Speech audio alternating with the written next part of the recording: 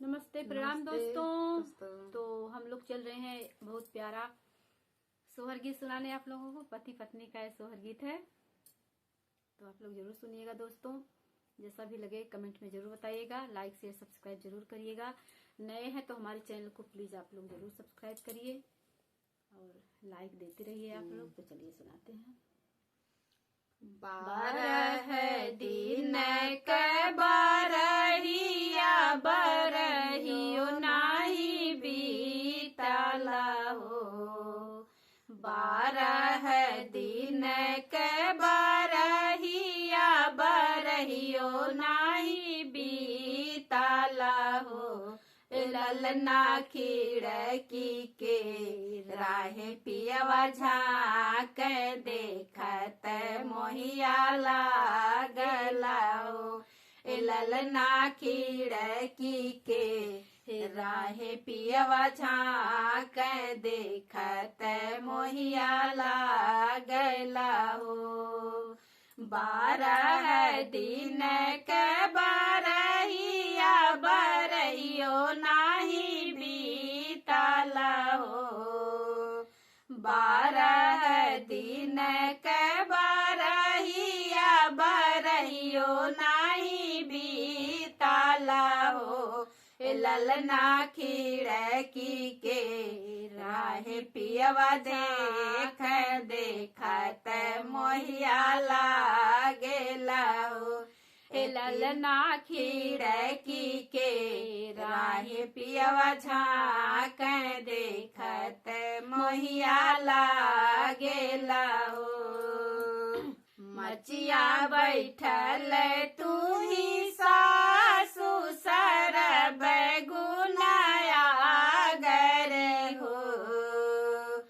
मचिया बैठल तू ही सासु सरब गुनाया गर हो। सासु तनी एक धरना होरी लवा सैया के मनवा राखब हो।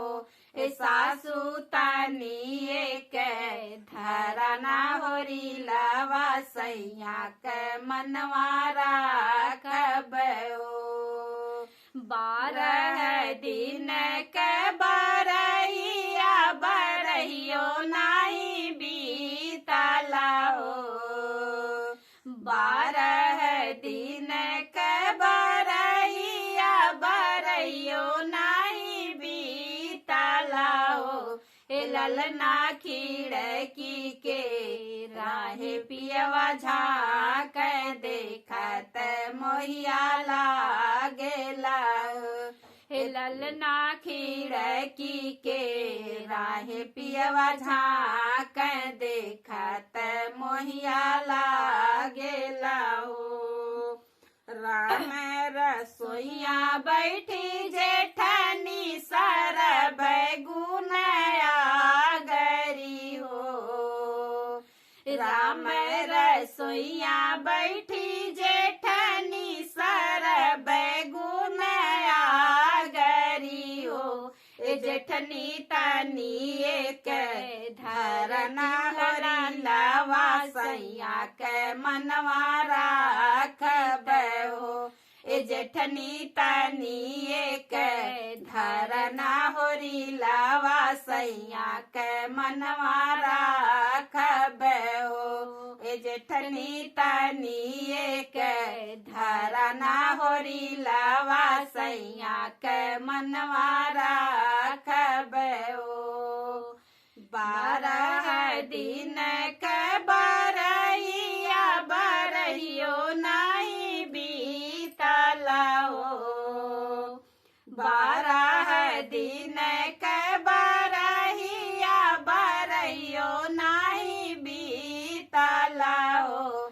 ललना खिड़की के राहे पियवा झाँक देखत मोहिया लागला हो। ललना खिड़की के राहे पियवा झाँक देखत मोहिया लागेला हो। ससुरे से आवे नीना नदी सरब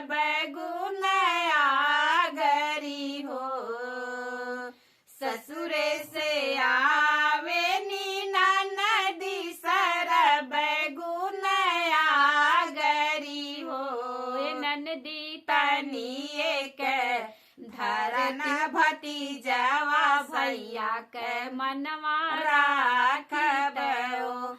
ए ननदी तनिए के धरन भतीजवा भैया के मनवा राखब हो।